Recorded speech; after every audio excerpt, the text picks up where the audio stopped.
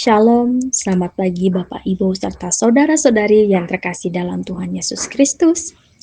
Kiranya pada pagi hari ini kita semua dalam keadaan sehat, penuh sukacita dan dikuatkan oleh kasih setia Tuhan yang tidak pernah berubah.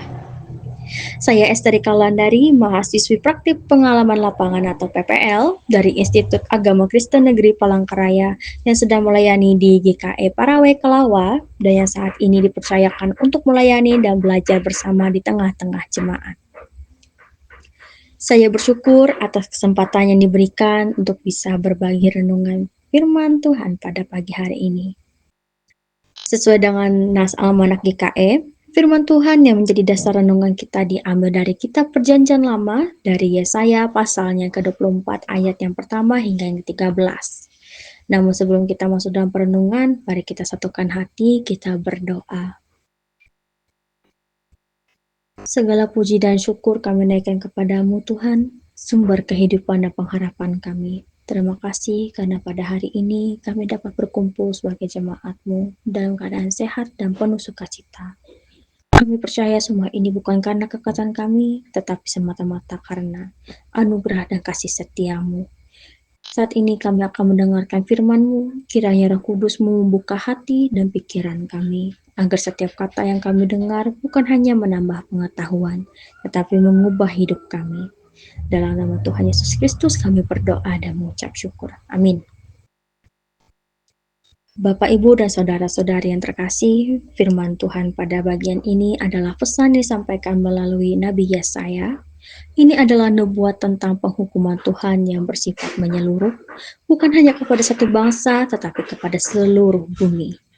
Bukan hanya orang Israel yang diingatkan, tetapi setiap orang, setiap suku bangsa, setiap lapisan masyarakat, baik pemimpin maupun rakyat kecil, orang kaya maupun miskin, semua mendapatkan pesan yang sama, yaitu tidak ada satupun yang kebal terhadap akibat dosa.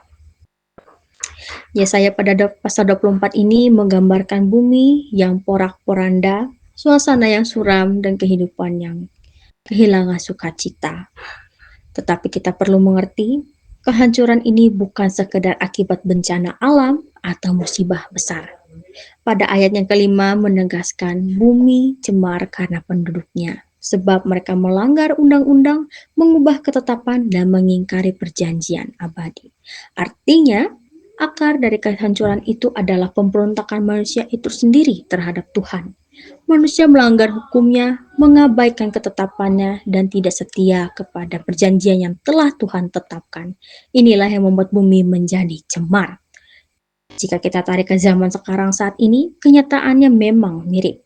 Dunia kita sedang mengalami krisis di berbagai bidang, krisis moral di mana nilai-nilai kebenaran mulai digeser demi kenyamanan pribadi, krisis sosial di mana kepentingan diri mengalahkan kepedulian terhadap sesama, krisis lingkungan akibat kerakusan manusia yang merusak ciptaan Tuhan, bahkan krisis rohani di mana banyak orang hidup seolah-olah Tuhan itu tidak ada. Seperti pada zaman Yesaya saat itu, manusia lebih suka mengikuti jalannya sendiri daripada mendengarkan suara Tuhan. Mereka merasa bebas tanpa batas, padahal kebebasan tanpa Tuhan justru membawa pada kehancuran. Namun berita ini bukan hanya tentang murka dan hukuman. Di tengah gambaran yang gelap ini ada secercah harapan. Pada ayat yang ke-13 berbicara tentang sisa umat Tuhan yang diibaratkan seperti buah zaitun yang tersisa di pohon setelah panen, atau tandan anggur yang masih tertinggal. Ini melambangkan umat yang setia, mereka yang tetap memegang teguh iman dan ketaatan di tengah dunia yang rusak. Bapak, Ibu, dan saudara-saudari sekalian, inilah panggilan kita hari ini. Menjadi bagian dari sisa yang setia, itu bukan berarti kita hanya hadir di gereja setiap minggu, tetapi benar-benar menghidupi firman Tuhan itu sendiri. Kita menjaga hati kita tetap murni, kita berani berkata tidak kepada dosa, walaupun dunia membenarkan hal tersebut, tetapi kita tetap setia walaupun harus melawan arus itu. Hidup sebagai sisa yang setia tidak berarti kita bebas dari tantangan. Justru, seringkali kita menghadapi ujian iman yang lebih berat. Tetapi perbedaannya adalah kita punya pengharapan dalam Tuhan. Kita tahu sekalipun dunia goyah, Tuhan tetap melihara umat-Nya. Oleh karena itu, mari kita pegang 3 hal penting dari pesan Yesaya ini. Yang pertama, jangan abaikan peringatan Tuhan. Teguran Tuhan itu tanda kasih. Tuhan menegur agar kita kembali ke jalannya. Kalau dengar teguran, janganlah keras hati. Lebih baik diingatkan sekarang daripada menyesal kemudian. Lalu yang kedua, jangan kompromi dengan dosa. Dunia mungkin membenarkan hal yang salah, tapi kita harus tetap berpijak pada firman Tuhan. Kompromi kecil bisa membuat kita jauh dari Tuhan. Lebih baik setia di jalan sempit yang membawa hidup kekal daripada ikut arus dunia yang menuju kebinasaan. Lalu yang terakhir, pelihara iman sampai akhir.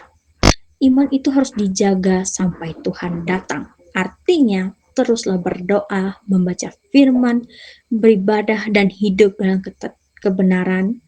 Kalau iman kita kuat, badai hidup tidak akan menjatuhkan kita dan kita akan ditemukan setia di hadapan Tuhan. Kiranya kita semua di tengah dunia yang makin rusak ini tetap menjadi umat yang berkenan di hadapan Tuhan. Umat yang hidup dalam kebenaran dan setia sampai akhir. Amin untuk firman Tuhan hari ini. Kita akan menaikkan doa kita. Mari kita satukan hati kita berdoa. Bapa dalam kerajaan surga, kami mengucap syukur dan berterima kasih atas firman-Mu hari ini, yaitu dari Yesaya pasalnya ke-24, ayatnya yang pertama hingga yang ke-13. Kami belajar bahwa dunia ini bisa saja terguncang, tetapi Engkau selalu menyisakan umat-Nya setia.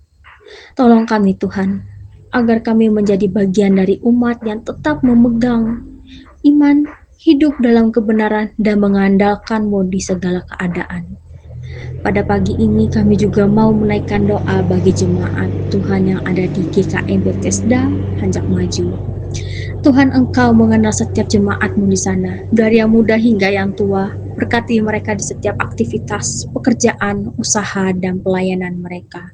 Bagi yang bekerja di sawah, ladang, kebun, maupun usaha lainnya, kiranya Tuhan memberkati hasil kerja tangan mereka, sehingga mereka tidak berkekurangan, tetapi hidup dalam kelimpahan kasih-Mu. Kami juga berdoa untuk para majelis, pelayan gereja, dan semua orang yang bekerja di ladang-Mu, Tuhan. Pakailah mereka, Tuhan, sebagai alat untuk memberitakan Injil, menguatkan jemaat, dan menjadi teladan iman. Bagi jemaat yang saat ini sedang sakit, lemah, atau mengalami pergumulan, kiranya Engkau memberikan mereka penghiburan, kekuatan, dan kesembuhan.